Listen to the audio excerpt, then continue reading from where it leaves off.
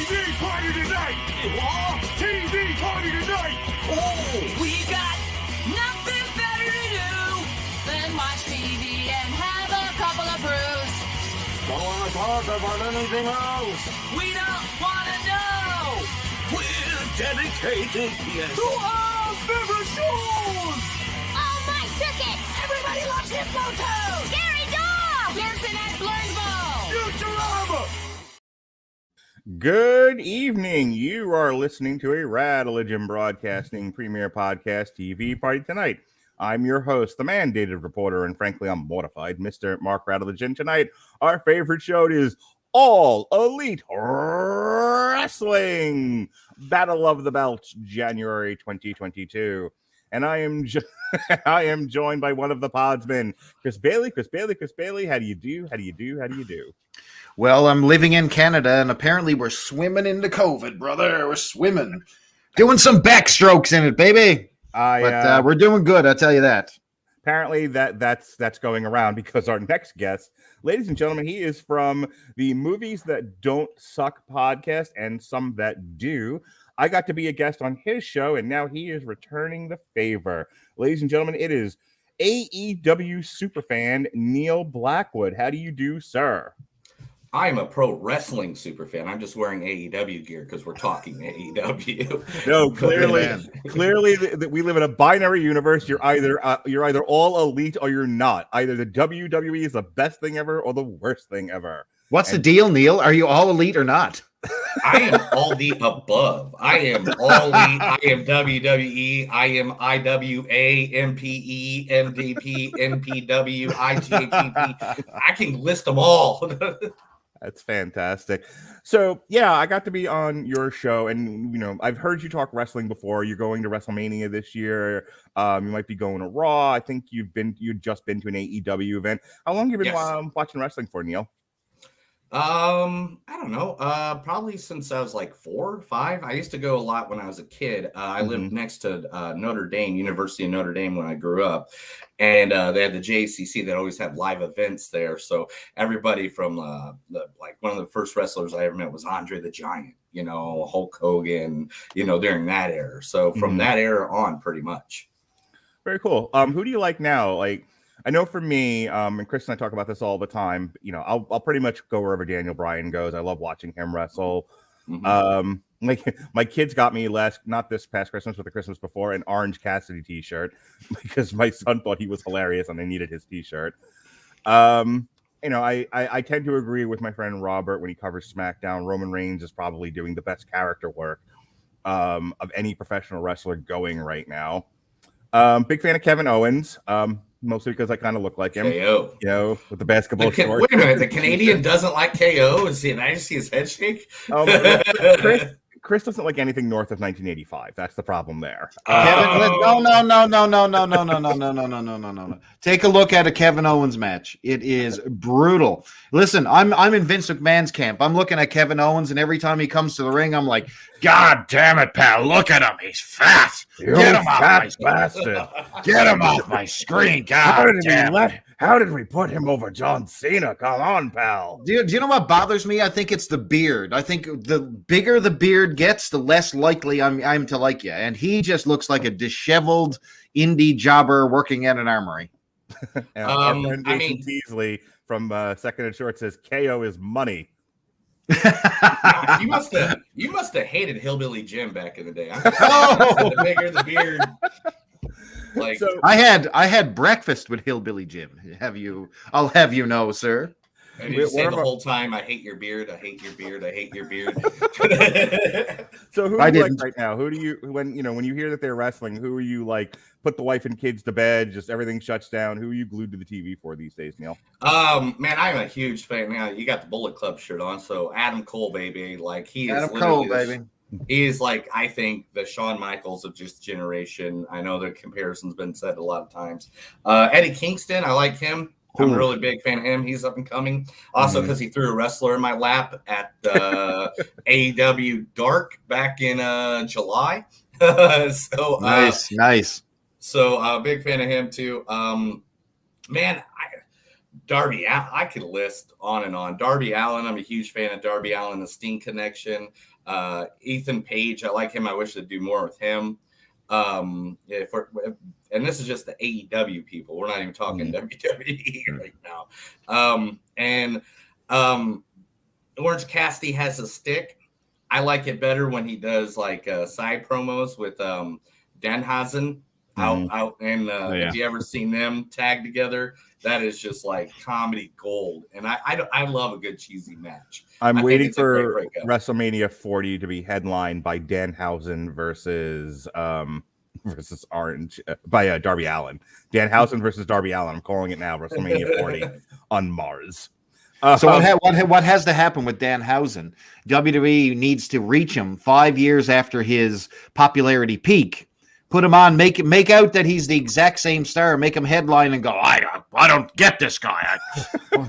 And then all of a sudden he's on NXT 2.0 jobbing to Grayson Waller. And I was going to say, then Braun Breaker comes out and breaks him in half.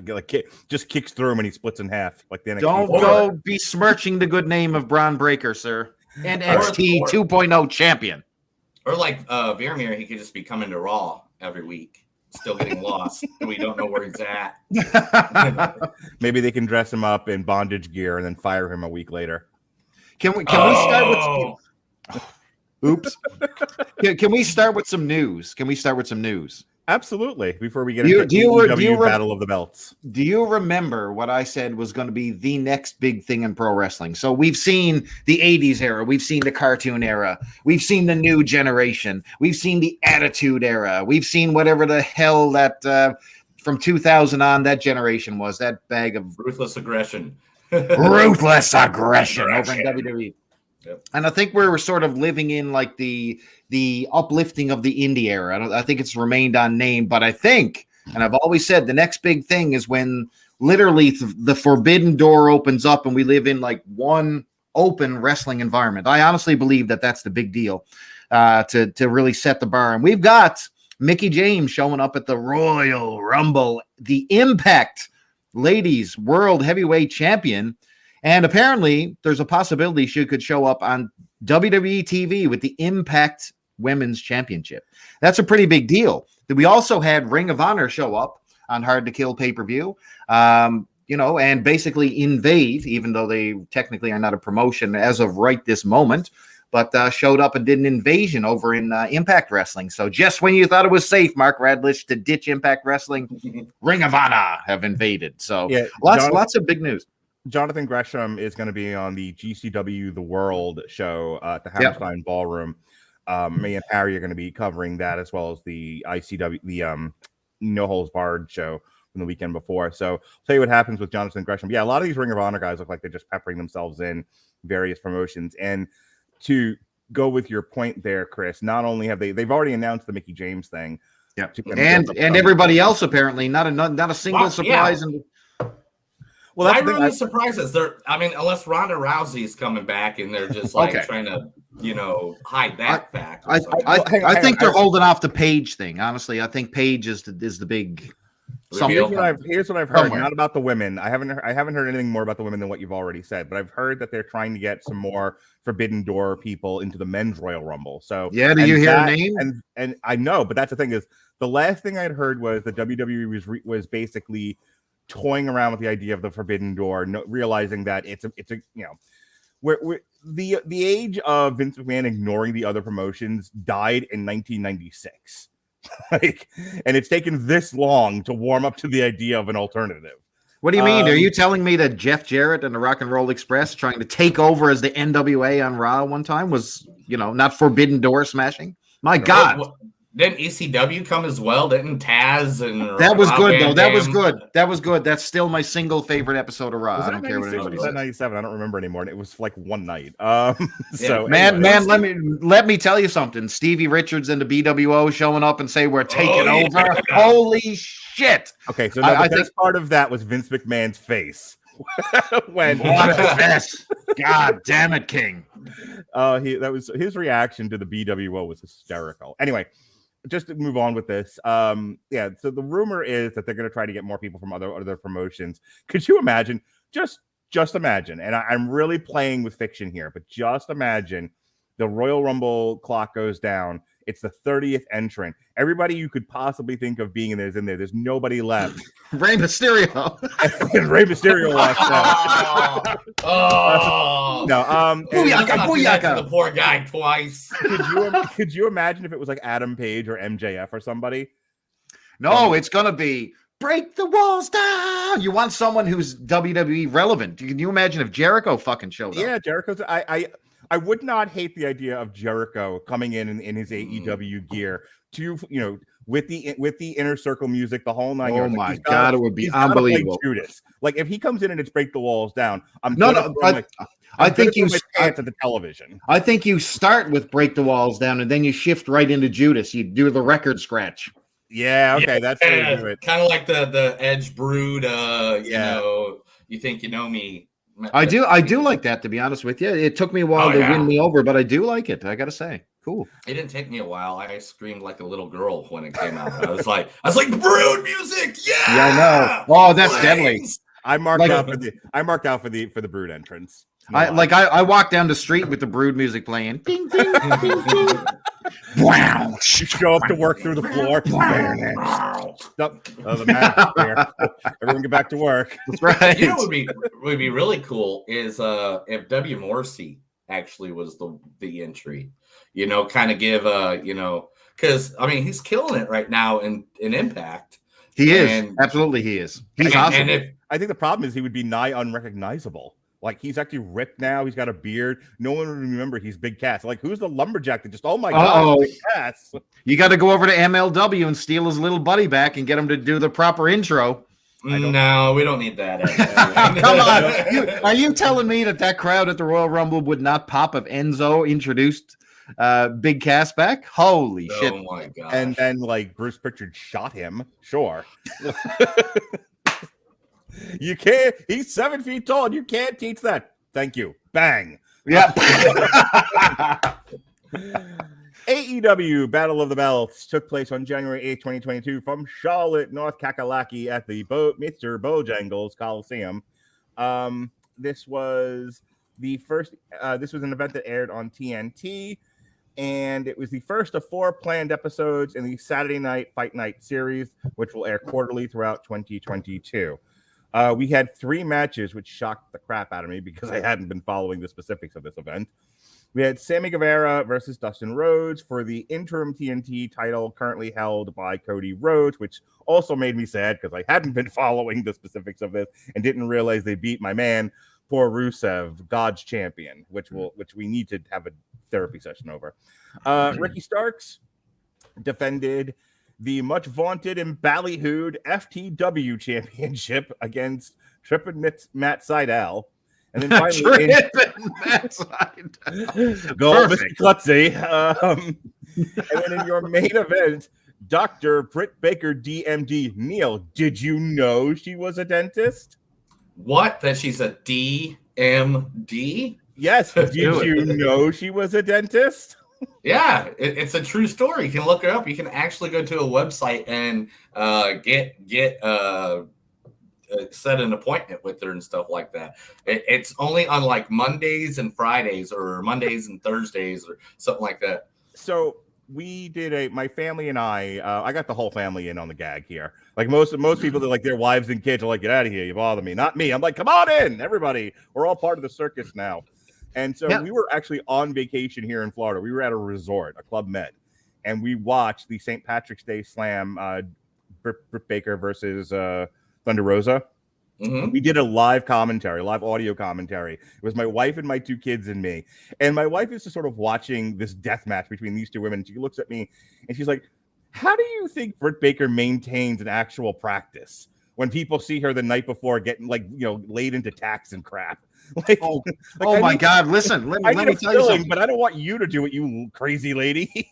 Her clientele. How many times have greasy wrestling fans signed up to get all their teeth pulled just to be in front of Britt Baker and have her leaning over him. I'm telling you, it's happening. I need a cleaning. You were just here 5 minutes ago. I'm sorry. Yeah, you have perfect teeth. What is that? Well, no, they wouldn't have perfect teeth. No, they wouldn't.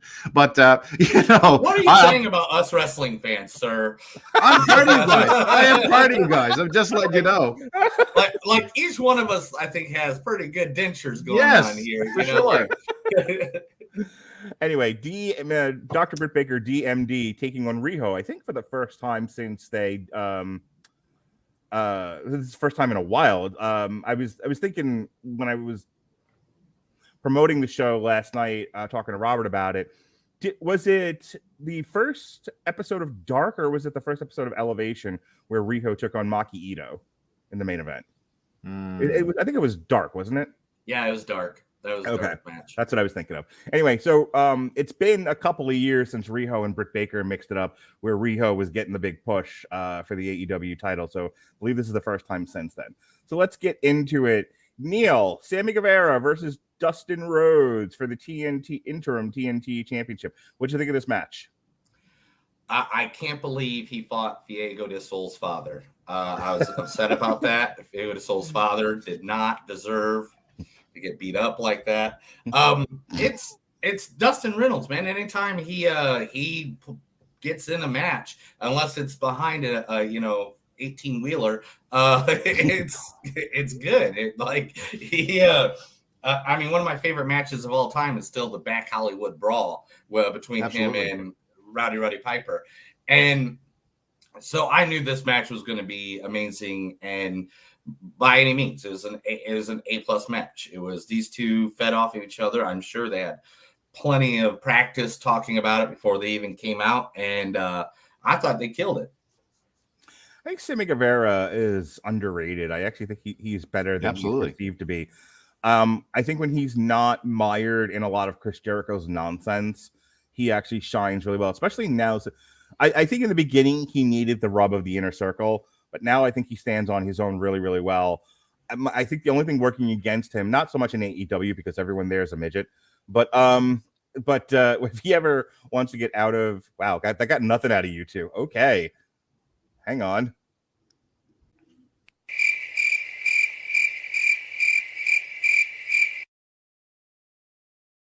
Sorry. Oh, wait a second. He said little people. He said midgets on the air. What? Anyway, AEW lacking in very tall wrestlers. I think as long as they got that one. He's got that one. Yeah, they got Wardlow.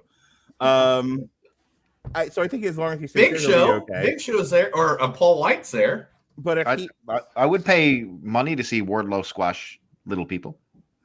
But if he ever wants to, he leave does every week. I think he would run into the same problem that a lot of guys ran into, like Cole and some of these other ones, where like he'd be okay on NXT, but I don't think he'd ever make the main roster of the WWE for his size, which is a shame. And that's the point that I'm trying to make, is that he has all the charisma and all the ability and none of the body structure that WWE is currently looking for. And that's a shame. I feel bad. I kind of feel bad for the guy. What'd you think? I don't, because I don't think he needs to go to WWE ever. I think that would just ruin his career. I think he'd be like the Brian Kendrick. It's like, you can do that one show we do all the time that nobody watches, but that's about it. That's all you're allowed. Well, I mean, he's so young, and that's basically saying like he's peaked. Then there's nowhere else for him to go. He's just, and is he ever going to be the guy of AEW? Probably not either. Like, I think we're looking at sort of like the height of heights for Sammy Guevara. That kind of makes me feel bad. He's so young to have sort of peaked at this point. Go ahead, Chris. What did you think of the match? Good match overall. Now this match existed because good old brother Cody managed to get a spot of the COVID. He must have visited Canada unintentionally or knew someone from Canada and had to self-isolate. I'm not here to judge people. I'm just letting you know. So this was a battle for not the official TNT title, but the interim title. Correct. And they did. So go back a little bit further, Doc Brown, and tell me what happened. How did we lose Rusev? Did Rusev get injured or something? Is that why they took the title off of him? So they did let me see. They were pushing Sammy Guevara. So, Sammy was doing, he had the internet aflutter with his engagement, I will say, to the to the person he dumped to the side for Tay Conte, but that's another story. I've seen Tay Conte. I would dump whoever to the side for Tay Conte. Yeah, I mean, I have to agree. Not here to judge. Not here to judge. Good move, Sammy. And that's why he won the hearts and minds of the wrestling collective. But anyway, they had planned to give him a push anyway. So, they're just moving parts in and out. Rusev had a really good run. So he's just sitting on the back burner right now. They really haven't done anything with him. So, I guarantee you Rusev is going to be a player. They'll bring him back really, really strong, hopefully in the world title situation very soon. But anyway, Cody Rhodes ended up impromptly ending Cody Rhodes' reign as TNT champion. They had a whole bunch of pomp of circumstance. They had brought in David Crockett. They did a whole, traditional celebration for him. It was a big deal. For Cody Rhodes to win the belt, the fans were pretty well outraged. They were disgusted. They're doing the whole Cody Rhodes heel thing. They're playing it up, all this different stuff. So my thought was that, they were going to keep the belt on Cody, or Sammy was going to win it back here tonight. I'm not really sure where they were headed. But brother Dustin had to step up because Cody had the COVID. I honestly thought we were going to see Dustin go over and have the brother versus brother thing like we did before. I so went with you on that one. I thought that same thing. But they fooled me. Good old Sammy. And the only thing I could say that was bad in this match was the ending. So they did a series of, little roll-ups that just looks like basic exchanges, and he just rolled into the pin. And I mean, they had a pretty high impact match to end this way. It was sort of a air out of the balloon situation, but bell to bell, solid match, man. They went for it. And Dustin is still one of the top flight wrestlers on that roster. Unbelievable.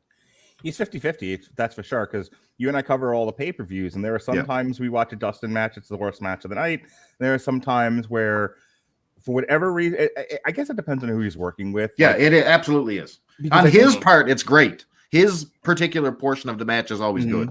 It's whoever's selling for him. Yeah, it's like he needs someone to bump off of him, and I think Sammy Guevara he's not quite Mr. Perfect, but he makes it look like he's taking a beating when you want him to.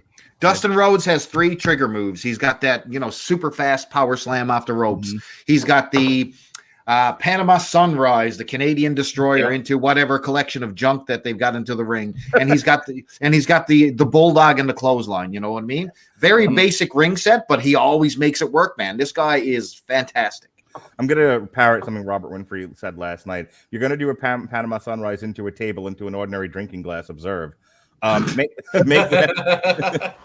that your last match. Make your last move of the night. Correct. Don't kick out of that. That's done. That's what I'm saying. That's my whole argument here is that you had that happen. So they did the Panama Sunrise off the ring apron through a table. They rolled themselves back in. Then they did a collection of assortment of moves, and they finished it with a roll-up, but not just a straight roll-up out of nowhere with distraction. Like after a series of 3 rolls on the ring, and they just finished it that way. It's because it's the most powerful move in all of pro wrestling. The roll-up. The roll-up. Well, listen, if you watch SmackDown on a weekly basis, that is basically the finisher from match 1 to finish 2. So nobody uses a finisher. It's always the roll-up. Yeah, well, we've talked about this on a lot of different shows where it's like we shot you and we stabbed you and we threw you off a building and yet you got up, but you died of a mild heart attack. Like, no. I don't understand. All right, before we continue, hold on, we got to talk about the absolute unbelievable attack at the end of this one. My God, Daniel Garcia. Oh, play crickets. Okay. Do it.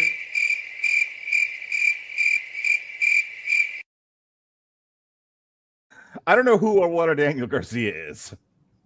He's an indie wrestler, used to be known as like Dante Rios. I mean, absolute nobody to even some of the smart fans are just like, who in the hell is this guy? But he's good in the ring. But listen, when you debut somebody, you need to lay the groundwork on who somebody is. Like, this is not Roman Reigns coming in attacking Sammy Guevara where everyone is instant recognition.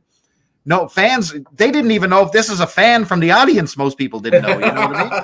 Is this the cameraman? Who is this? Isn't that a problem that that we've had with AEW from the start, where they were a little too insular, they were a little too in the bubble. They assume because everybody in that company is both a fan and a wrestler, everyone like in the stands tends to be kind of, in a smart wrestling fan, that they assume everyone watching is going to be. And so they were like, we don't need to tell people anything. They already know because they follow all the and all that stuff. And then it's like, no. You still have a general audience here who has no clue what you're doing.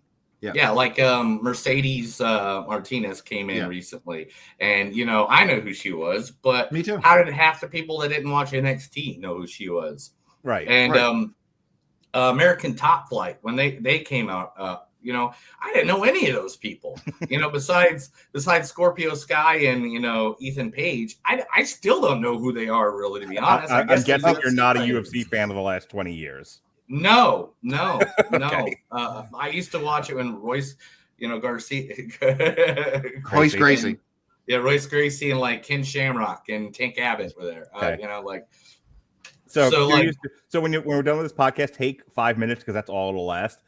Junior Dos Santos and Cain Velasquez, when Fox partnered up with UFC, so this was huge news, right? Fox and UFC are teaming up.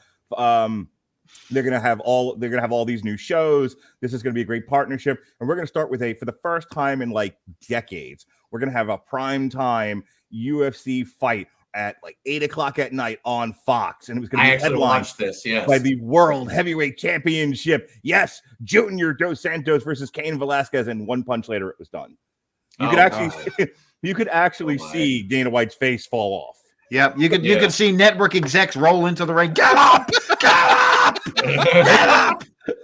We gotta at least go 2 rounds. Man, oh man. Yeah, a whole hour build up for that. Anyway, that's Junior Dos Santos though. All right. So before we move on, just want to remind people of one of our my whole time is now off. One of our great sponsors here, which is Grammarly. Grammarly's AI-powered products help people communicate more effectively. Grammarly helps you write mistake-free on Gmail, Facebook, Twitter, LinkedIn, and nearly anywhere else you write on the web. Grammarly corrects hundreds of grammar, punctuation, and spelling mistakes while also catching contextual errors, improving your vocabulary, and suggesting style improvements. To download Grammarly today, go to getgrammarly.com/W2M Network. Again, it's getgrammarly.com/W2M Network to download Grammarly for free. Can I do our Grammarly segue that we like to do? Sure. So Grammarly really likes to help us correct any of the, our grammar stumbles. So say if we stumbled or, fell off the top rope, Grammarly fix us. Now, Matt Sydal. Yes, and in perfect, seamless. Another historical match here with a championship with such storied history. The FTW Championship was contested between Ricky Starks and clumsy waiter Matt Sydal. Poor guy. He's never going to live it down. It's terrible. Neil, can you explain to me, since you've been following the product closely, what possessed them, do you think, to put this match? Like, you're doing a quarterly special. You're doing a Saturday night match. You want to get eyeballs on this thing, so you want to put the best of the best out there. And okay, Hangman, you can't do Hangman and Page, Hangman Page versus Daniel Bryan, part 86 again. No. We got to come up with some new stuff. But how do you land on Ricky Starks versus Captain Dark, Matt Sydal, for essentially the $1 million championship? Why are we here, Neil? All right. First thing, I need to figure out if Matt Sydal is doing his brother's stick now. Is he a yoga master too? Are they both yoga masters? Is that what's going on? I used to watch Mike Sydal at Metro Pro Wrestling in Kansas City, and he has the stars tattooed on his back that go into his tights, and I'm like, yeah, that's kind of cool. But FCW belt has never meant, and let's just be 100% clear, and I know this might upset anybody that was an ECW fan back in the day, FTW belt has never meant diddly squat ever. And so I think you are correct. They literally, I think they try to figure out what to do, because you got the TBS title, which just started, 3 days before, 4 days before that Wednesday, right? And then you got the women's title that's already being defended. The TNT title, we already did that. We can't do the world. So what other title do we have just lying around? Unless they're going to do a special, diamond ring match with MJF, but they never do that. They only do that once a year. So, I mean, I think it's just pretty much, hey, but I don't understand why it's Matt Sydal versus Ricky Starks. Like, there's so many other people. So I've done my homework here. Do you know what Matt Sydal's win-loss record is in AEW? Very little versus a lot. So 63 matches total. It is 32 losses, 31 wins. Nice. Nothing. Or 63. You're next in line for a championship, like 50-50. Yeah. That's like, no, it's actually he's almost like 49 point something. Oh my gosh. Victories. It's like, is that 50-50 booking? Are we doing a Vince McMahon thing here? but apparently it's enough to get a FTW title. Can we do a new segment here? Can we do a new segment, Mark? By all means, Chris Bailey. So this one is for Neil. So Neil, back. So Chris came to us through the Source Material podcast here on the Radulich Broadcasting Network by my brother from another mother and Jesse Starcher. And we had, and I don't know if it was because we had both you and Sheehan on the show or what happened there, but he couldn't remember Chris's name. So he was like, Chris Bailey. And that just, and I have been running with that for like 3 years now. Yes, he has ran me over with it. But anyway, this one is for Matt Sydal. So Matt, you are falling off ring aprons. You know, you're jobbing. You're losing exactly 51% of your matches. But remember this one is for you, Matt. So this is from Raw. It's John Cena versus Matt Bourne versus Sheamus and Edge. Remember this. Here we go. Here we go. Airborne. Good Lord. Imagine. All the way. He went from wrestling on the main event of Raw, winning with the Shooting Star Press on Sheamus, to this shit.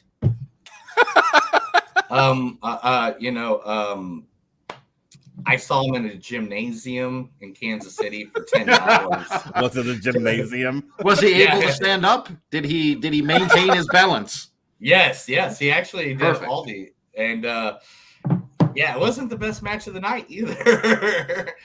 Again, I look, you want to put the FTW title on there because, as you both have illustrated, they were fresh out of options. Yeah. Sure, I don't care. Especially. See, here's the thing, though. They knew this was coming. They signed this deal with Time Warner, Comcast, Pornhub a while back, and and they knew they had to produce the special, and there needed to be like a lead into it, like a strong lead. And I understand, like they also had this, and this might be the biggest problem I have with AEW is that they have so much TV to produce.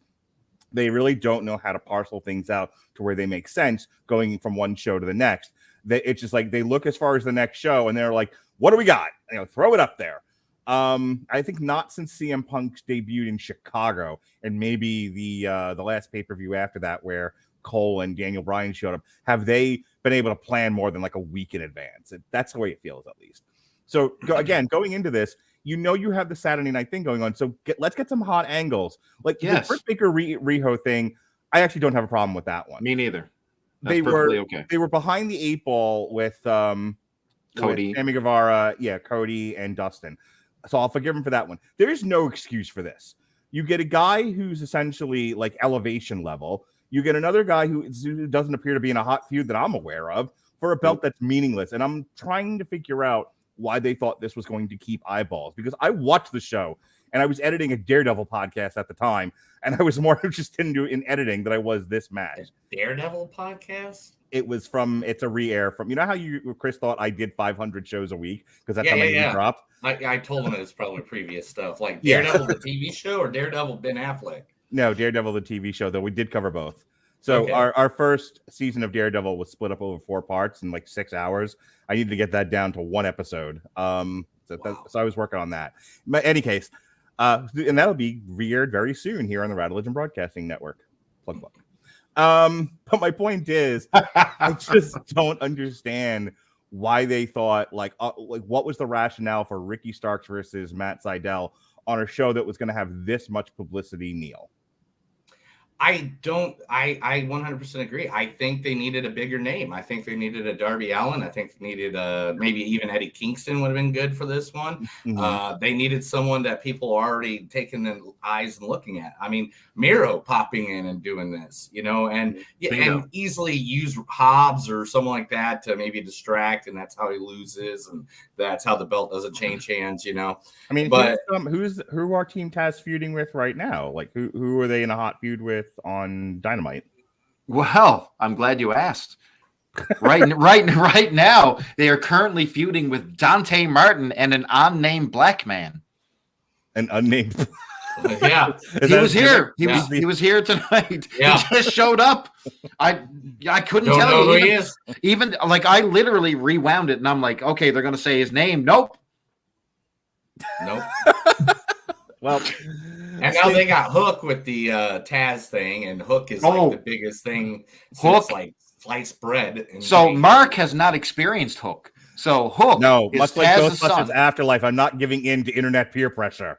Listen to me. So Hook, they intentionally held off debuting him, okay? He's been the sidekick to Team Taz for months. So they've been teasing, one of these days we're going to release Hook. We're going to send Hook, right? And he's just a skinny kid. He's got cool anime hair.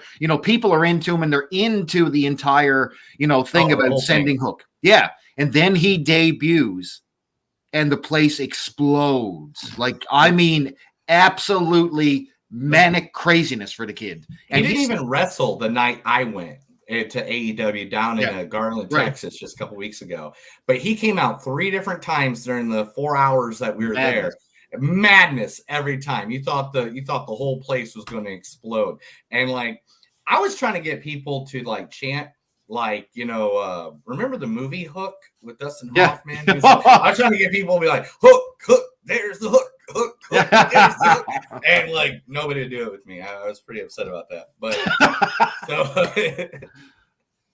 all right. So what did you actually, sticking with you, Neil, what did you think of the match here between, this was less than 10 minutes, Ricky Starks with that Powerhouse Hobbs versus Matt Sydal? I mean, they did an FTW. I mean, they did a Ricky Starks Hobbs thing where it was just pretty much like, here's some wrestler, we're going against him. Oh, Ricky Starks looks half injured, so Hobbs is going to do something to try to interfere with it, and Ricky Starks is going to get the win at the end. So it's just like, whatever. It was here. It was thank you for wrestling, putting your bodies on the line, but this is like an dark elevation match. I mean, like it was not something that should be on this night only wrestling that I had to literally go look for some reason. My TV didn't even record it. So like it auto paused. Yeah. I'm just looking at this poster. So on the poster is you have the Lucha Brothers, you have Adam Page, you have Cody Rhodes, and you have Britt Baker. One of those people on this event. Cody is out because of injury. Adam Page just wrestled, and I don't know what happened to the Lucha Brothers, but I find that remarkable. They don't exist anymore. They're not champions. Oh, okay.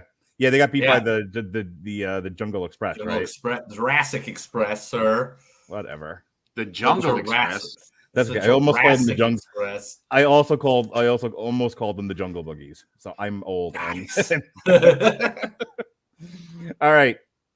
Let's go ahead and finish up here with the main event of the evening. Dr. Britt Baker, did you know she was a dentist? Every time I do that to my daughter, you're not going to even ask my opinion of Hobbs and Starks. Oh, I'm so sorry. Nobody cares. Yeah, you just went right past. Yeah, but listen, everybody can't wait for my detailed analysis of that horrible match. Don't keep the people waiting. Chris Bailey. Well, now I'm not going to do it. You're going to have to send Bailey a little bit later. That's it. Bailey, move on. Go to the main event. All right, fine. They're going to wait for it. Every time I do the "do you know she was a dentist" thing, a little bit of my daughter's soul dies. Like you can feel her eyes roll in the back of her head. So this was Britt Baker versus Riho, and I said to Robert when we were talking about this in our plugs last night, I was like, I actually thought this was a better match than the one they had a couple years back, and he was like, Not in the beginning, it wasn't. From his when I guess he watched it a lot closer than I did. They seemed a little stumbly bumbly in the beginning, and then the middle it just sort of dragged, and then they had a hot finale sequence, and that might have colored my entire impression of this match.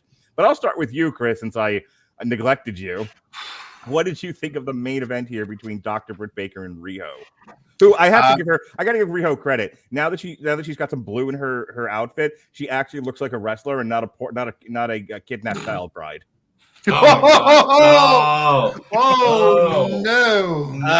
She looks like what she looks like, people. I'm giving her a compliment. The blue worked for her. Is that a compliment? Really? Yes. Anyway, she mostly looks like an adult wrestler now. Congratulations, Riho. So this is the only bright spot on the show, and it starts with filling in your audience of why this match is important. They had a fantastic video package. Yeah. Excalibur broke down the history that, Riho has beaten Britt Baker since the beginning of AEW. So, she's always had her number. And so they built her up, doing some dark matches, Elevation, Rampage, and all that stuff when they brought Riho back out, and they boosted her up again and made her a viable threat. And this is why this match existed. So this is not just slapping, Evan Bourne, Mr. Raw John Cena victory guy, Mr. Matt Sydal, and Starks together. This has purpose. It has purpose. So, the nuts and bolts of the match were fine. Like I said, I mean, it's a very standard wrestling match. I think Britt Baker won, but the true story here is it's a story within a story. So you had a hot feud, but you're also building to the next one, which is always important. And that's Jamie Hayter, who's lying in wait, waiting to, steal that strap from, Britt Baker. But it's sort of. Is she walking around with a barbershop window? That's what I was just gonna say. This is the Rockers. You know what? Right now they just finished up a tag match against the Orient Express. Are the Rockers still together? And they hug and everyone's great and they're still together. Everyone, my God, the Rockers! What a great team. Well, guess what? The barbershop window is just passing by, getting ready for Britt Baker to be tossed through it, or poor Rebel, not Reba. Yeah, I like the match, and I thought overall the entire package, front to back, video package, match, little mini side feud was perfect, and the only bright spot to this entire show. All right, Neil, take me home. I agree with him, but I really think it's going to be Jamie Hayter that definitely takes I don't say take the title from Britt, but it's going to cause her to lose the title. I think they're going to push that title onto someone else. And then this gives Britt and then Hayter a good, month-long, situation of going against each other back and forth. Riho did great too. I mean, she did a tiger fang kick at one time that was just ridiculous. Gosh, there's so many. She did, and then Brett came back with several curb stomps and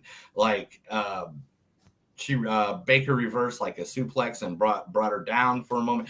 It was just a good back and forth. They had I think at least. I'm going to say, I think I remember 3 good series in this match where I was just I couldn't do that. I couldn't do that if I was on 5 Red Bulls and, I thought it was a good match. I wish it had ended a little more I wish there would have been some shenanigans more. So Riho had a reason to come back again. Because they just ended it with her doing the lockjaw, which is normal or whatever. I guess Hayter and Rebel did kind of enter there for a little bit, but there was a spot, Neil. There was a spot. So Jamie Hayter's on the outside, and Rebel and Jamie Hayter are causing havoc on the outside with she's holding a table.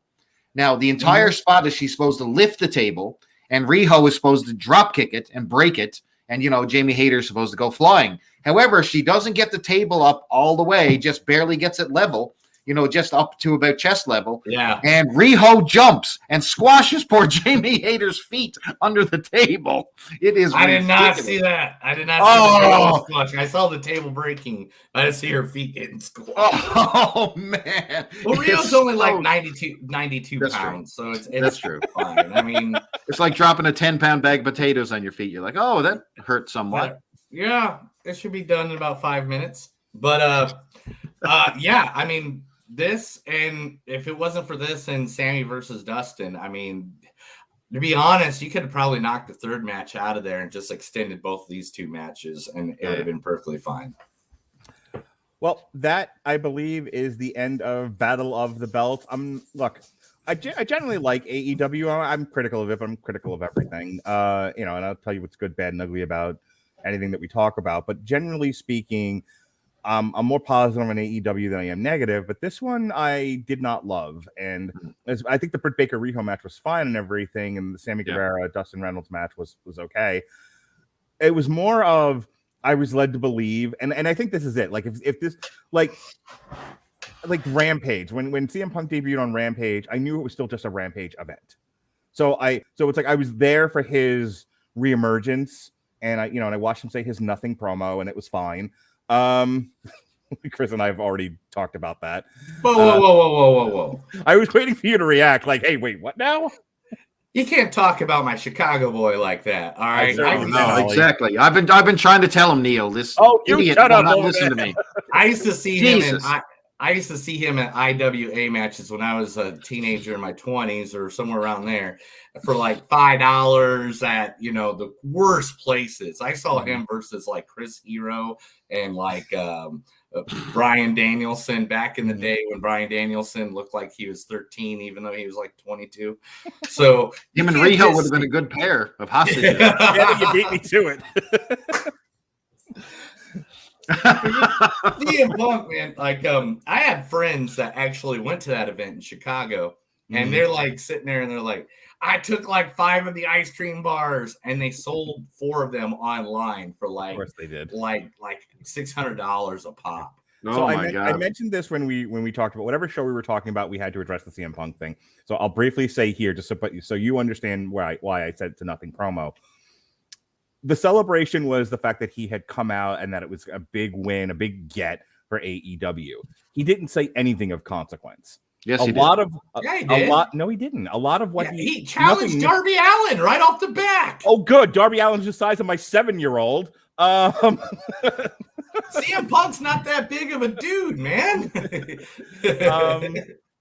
He did not say. I think my argument was at the time, he did not say anything that he hadn't already covered on the Colt Cabana podcast. Yes, but try finding the Colt Cabana that podcast got him in a neck deep in shit. So you really didn't want to have anyone re-listen to that ever again. I'm sure the recording of that is in a basement somewhere behind the door that says "Beware of the Leopard." I get it, but I listened to it and I was not impressed with that promo. It was just like, "Hey, I'm glad to be here. Thanks. Goodbye." And and I want to challenge the midget who paints his face like Sting. Terrific. Meanwhile, I needed to change my pants because it was just full. I understand that when you saw Bill Murray and Harold Ramis and all of them, Dan Aykroyd, that your pants came off. I get it. So Neil, myself, and Mark are having a current nostalgia battle on the socials.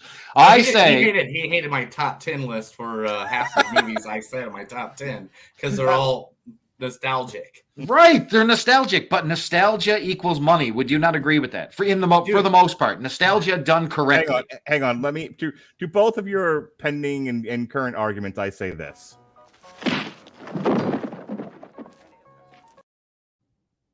I'm going to reply with number 2 on your list was Godzilla versus King Kong.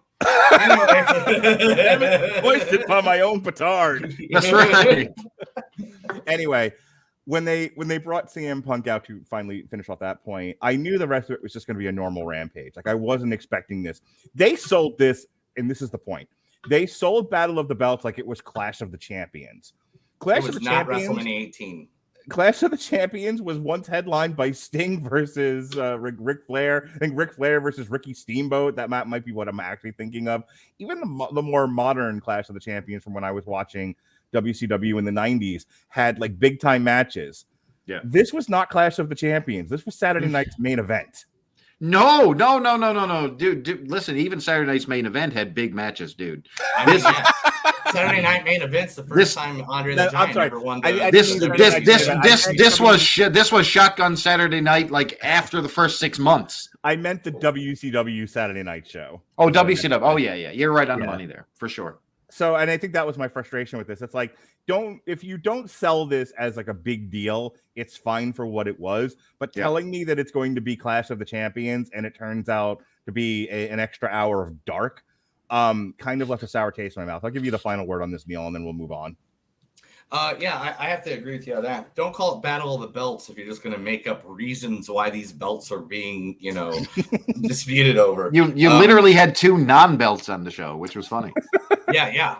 And the thing is, 100%, like if you would have called this just a regular event, no matter what it is, call it, wrestlers doing wrestling. And, and then you could have had the Dark Order out there facing somebody that you would have got more eyes on. You would have got more people being like, oh man, I want to see that because, they're fans. There's a lot of fans of that.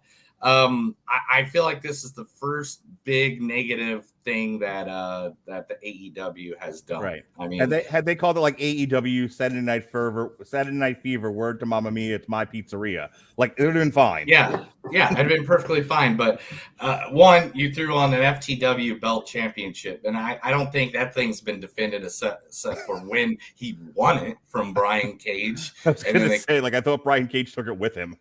Yeah, right. And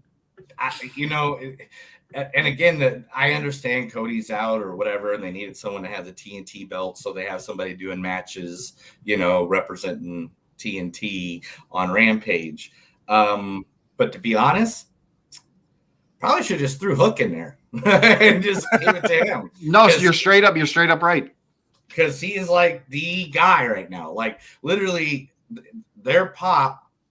For the last 3 times he was on is the highest ratings that AEW has had since the company has been formed. Could you imagine if Ricky Starks had kind of pulled like an MJF deal or another wrestler whose name I cannot remember right now, but he just comes out there like, my neck hurts, I'm not going to defend it. He sent out to defend his belt, but he's like, my neck, my back, and my neck. And he's like, so I got, but don't worry, Matt Sydal. I know you tripped and fell your way into this match, so I don't want to leave you hanging. And then you just see send Hook, Yes, the place would have blew. You're right. And then out comes Hook, and he just messes up Matt Sydal. And then that show would have got way more ratings and way more fan fave. You should have seen the reaction to Hook. Like it is a spectacle when you see this kid, his debut and his subsequent matches have been unbelievable. I mean, it's lightning in a bottle, honestly. Yeah. And have you not watched AEW product at all? Me? Yeah. Oh gosh, it's been. Where does he get time? There's 24 hours in a day, Neil. The man podcasts 27 hours a day. Oh man! So you can have it on right now as you're talking to us, and we'd be okay with that. Listen! Don't be fooled. He's actually watching a series right now as he's talking to us. Don't be tricked. Oh, look, it's The Witcher. No. I tried doing other stuff while watching that. You have to pay attention to that shit. What's the last thing from AEW that we reviewed before you had to go on a self-imposed Christmas hiatus, Chris? What was it? Full Gear? Yeah, it was Full Gear. Yeah. Then that's the last time I watched AEW. Okay. I might have caught an hour of Dynamite last week before I had to start talking about Bandmate and piss off. And it wasn't the hour with Hook on it. I mean, Hook's on Rampage. My bad. I mean, yeah. I followed the internet memery of Hook. I'm above that sort of thing, Neil. I don't. My God! Paragon of virtue, Mark Radulich. I don't muck around in the mire where people are like, "Oh, it's Hook who just showed up for the last 2 minutes." Whatever. He's the son of Taz. He has all good reasons. I have exquisite taste. I only bite from the freshest fruit, like the Ultimate Warrior, Goldberg, and Brock Lesnar. Sweet Jesus. Yeah, who? What? All right. That is our review of Battle of the Belts. The next AEW big deal is Beach Break, January 26th. I don't know, Chris. How do you feel about these extended Dynamite or special shows? Because do you think they continue to be worth our time? That I should shove them into the schedule, or should we just stick to the pay-per-views? Why don't we see the matches first? Let's see the deck. What's presented with us. So if they have some big time matches, let's do it. Absolutely. Yeah, that was the whole reason why we started doing this. Was when they did Winter is Coming 2020. Yeah, and it was Daniel Bryan versus Kenny Omega. First of all, I would have covered anything. Kenny Omega ties his shoes. We have to have an hour conversation about it. 2020. Did you just say 2020? Yeah. Oh, sorry, 2021 was. Okay. Yeah. You're right. I forgot what year we were in. Because I'm trying to remember because I was at Winter's Coming for this. I was at the 1 hour Daniel Bryan versus Hangman Adam Page match. Yeah, this is good. Really good. Oh man, be there live because like we didn't know. It got to be like it was 38 minutes. It was like 38 minutes, and I looked down my phone. I go, "This is going the full hour," and everybody's like, "No." I go, "Dude, it's like 38 minutes at this point. How could it not?" And oh man, the crowd loved it, dude. Jim Cornette's podcast immediately after that was titled like "Looks like Broadways are back," which I thought was really funny because the actual Broadway had shut down. But Daniel Price, friend of ours on YouTube, says, wrestling stuff. Here's a new meme for Hook. What nepotism? We make him what nepotism shirt. I'm buying it and putting it right next to my smut and filth shirt. Is Daniel suggesting that Hook has a job because of his dad? What? The devil you say? Well, I don't believe that nepotism is a thing in wrestling. No. Say.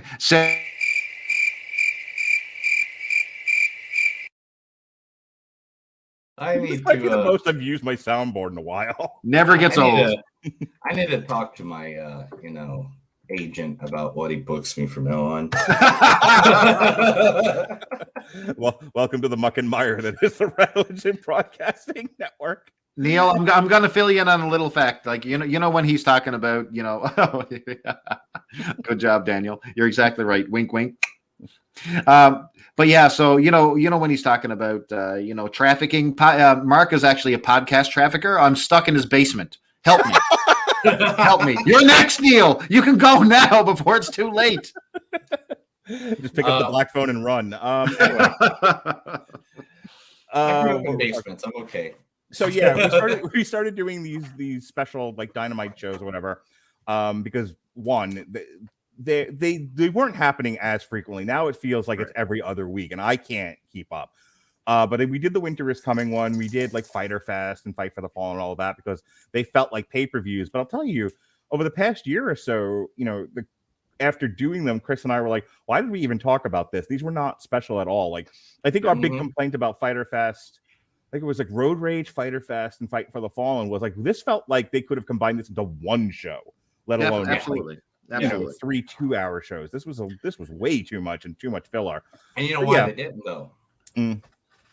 Because you go to a WWE event, it's 3 to 4 hours, no matter what. And so this is them giving people an extra hour or hour after any Dynamite, because I've been to 4 Dynamites now, and it's just giving them that extra hour. Because the first one I went to was Fighter Fest Night 2 last year, and literally it was like an hour of Dark before and then an hour after of Dark Evolution, and that's when I got to meet Paul White again. I haven't met him. I haven't seen him since WrestleMania 18. We're old buddies, Same. But my friend Paul. But I mean, I understand that they want to put it out there all the time, and they just don't want to put it on YouTube with Evolution and Dark. So, but again, I really better name these things. I mean, just call me. I will come up with better names. Yes. All right. It's like, because some of the names, I understand they're trying to step around, not doing anything like Bash at the Beach or trying to, What do they got the new one called? Beach what? Beach Break. Right. Beach Break sounds like you're stretching it. You're exactly right. Yeah. Last year we did Beach Break because that was the wedding. The marriage. Yeah, yeah, exactly. And it was kind of worth covering for that reason. But Jesus Christ. Triple H enters the chat. My friend Mark. Just to put an exclamation point on all of this. Yeah, I think these need to be a case-by-case basis. Like if there's like a big deal, I think then we can kind of talk about like, hey, can we fit this on the schedule somewhere to talk about? But if it's just another night at the office that they slapped a fancy name on, then I don't, like we didn't do the Christmas one or New Year's one. You didn't have time, I didn't have time, and I didn't care. But I think if there's like a crazy pay-per-view caliber match on one of these special name shows, then we can talk about it. But for right now, Beach Break is a question mark. I mean, I'm sure they'll put Hook on there, and that's it. That's all you need. Oh yeah, that's all you need. Yeah. All right, then you'll be the new AEW guy, Neil. So send Neil. All right. Speaking of sending Neil, I got a question for you. A very important question. It involves a very serious answer. What kind of music are you listening to these days? I actually work for 7 different radio stations, so I listen to like everything. But what do you listen to? Like, so, when you're not having a producer in your ear with a gun that says, you must play the new Motley Crue or the new Bandmate or something. What do you like to listen to on the ride home in your car?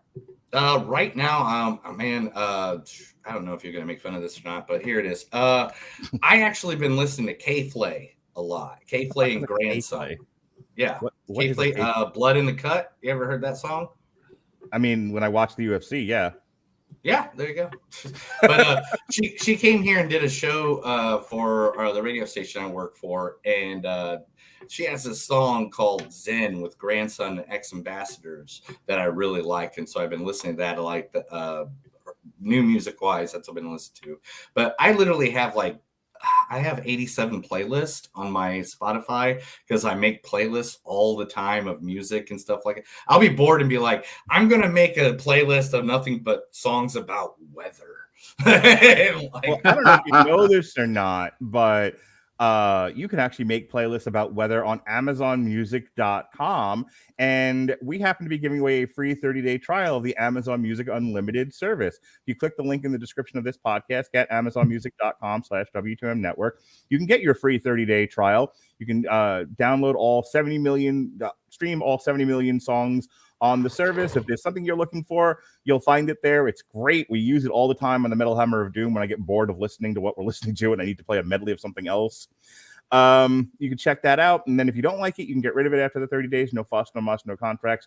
Or you keep it and you pay the monthly fee. It's great. We love it. Amazon Music Unlimited. Get AmazonMusic.com/W2M Network. All right. With that out of the way, Neil. Yes. You do a podcast about movies that don't suck and some that do. Tell them about it. I do. Started many moons ago. You got to say it. But good job, Daniel. Metal. All right. But I'm a big metal fan, by the way. Yeah, I've been to a lot of metal concerts. So anyway, I do a movie podcast. Me and my friend Chris, we started it many years ago when we went and saw the movie Lady Bird. And he was like, that was the greatest masterpiece ever. And I was like, I was not an Inc. 7-year-old. I'm not an Inc. Girl in high school. I felt kind of weird that I was watching this. I'm glad Aunt Jackie from Roseanne got a job. That's about it. And so that's what started our podcast. We are now at, I think, episode 210. I think we're near that. We're usually live on vlogging every Thursday, but this week we're doing it on Sunday. We'll be covering Tinderbox and The Kingsman for the new episode. And we just had the episode released with Mark on it, where we did the best of 2021. And still, I must say, my list was the best. He didn't try to shoehorn like Pig and Tree and Rock and all these other shit movies. It was like on everyone's list. That was what was funny about it. My honorable mention was just not even Pig. It was Nicolas Cage. I was like, because all his 3 movies that came out, I enjoyed all of them. I didn't want to rate one above the other, even though they're obviously one was here I am thinking I'm like all artsy fartsy and like, ooh, look at me with all my independent pictures on my best 10 list. And like everyone had Pig on their list. I'm like, oh. Godzilla versus King Kong. I don't know how much I can take that list. That's boom smash. It was wonderful. Boom smash lizard ape. Yeah. All right, we will. So we definitely do all the AEW pay-per-views, and we just had a whole 10 minutes on the occasional special episode. So we'll have you back on, Neil, if you're interested in coming back to talk some more AEW. It was fun to have you here tonight. Oh yeah, definitely, maybe I won't be sick, and I'll talk more and talk over you guys more. Cool. I love when everyone talks over each other. Speaking of talking over each other, Chris Bailey. How do you do? Shut your damn mouth, Mark Radulich. You can find me over at Charlton_hero on the Twitter. You can also find me here buried knee deep in shackles on TV Party Tonight. Helping Mark Radulich out of an AEW/wrestling ditch. Now, if you haven't heard, the Royal Rumble is coming up. And the Podsman will be in full effect as we're going to be doing a live, yes, I said live, alternate commentary track on that thing.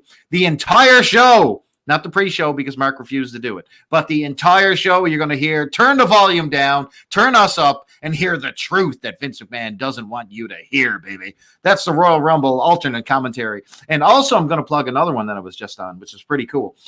Wizards Podcast, The Comics Guide to Comics. If you have never listened to that and you like Wizard Magazine back in the day, well, boy, myself and Adam had an Adam Smasher. We had Dan Larson from Toy Galaxy on talking about toys, talking about nostalgia, and of course, Wizard Magazine. So that's what I got going on. But one more thing, Super Blog Team Up is back January 20th, and we're going to be talking the wonderful and talented Mr. George Perez. So there you go.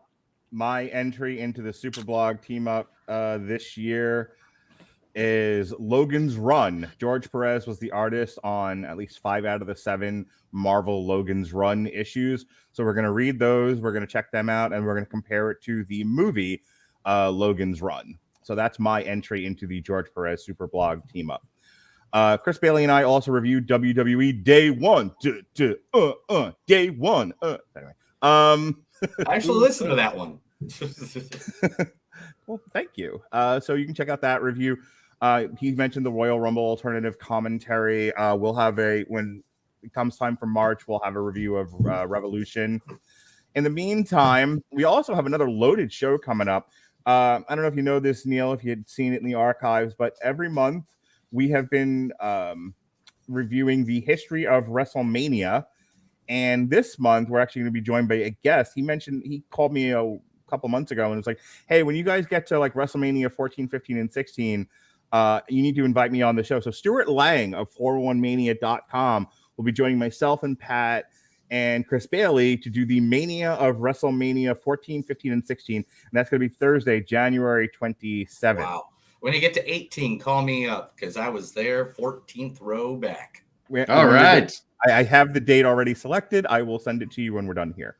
Last night, Robert and I can't get out of a podcast in less than 2 hours. We just can't. So even when we talked the 355, which I don't know if you guys are doing that on your show. I can't wait for you to. It sucked.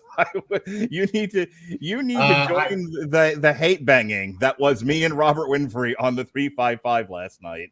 Oh, the thing is, getting Chris to do anything that is like, because he's a big artsy guy. He loves artsy stuff, and he'll only do like the big movies if we don't, stuff like that. Mm-hmm. So I've tried to convince him with a 355, but he wants all these other movies that are coming out this month, and I'm just like, all right, I guess we just won't do that. So I don't think 355 is on our list. So when he forces you to watch Big Bug on Netflix, you have to have me on.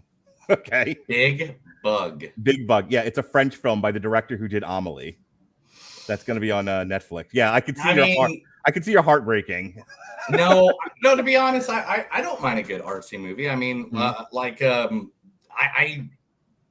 first apartment was above a one-screen movie theater in my small town. I mean, I'm used to seeing hits and misses, and so it just matters. I mean, as long as he doesn't make me watch Rubber or anything like that, In any case, yeah. So last night, Robert and I did a little over 2 hours on the 355, but we also talked about the history, Hollywood's current monster, Simon Kinberg.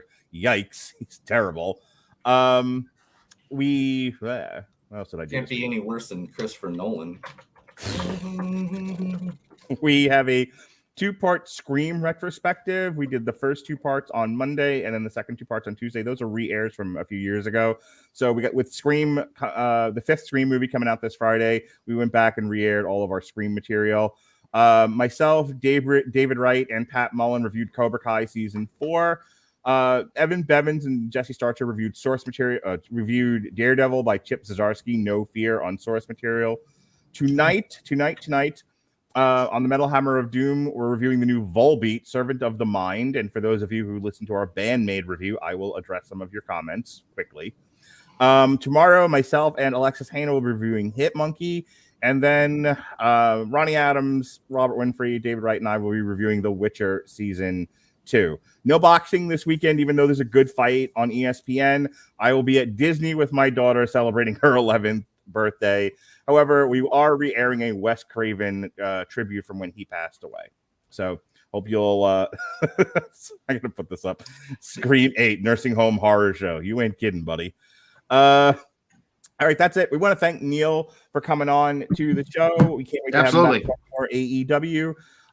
Chris, we can never get rid of Chris. Chris is, Chris works in our marketing department here at Radulich and Broadcasting. So until then, be well, be safe, and behave.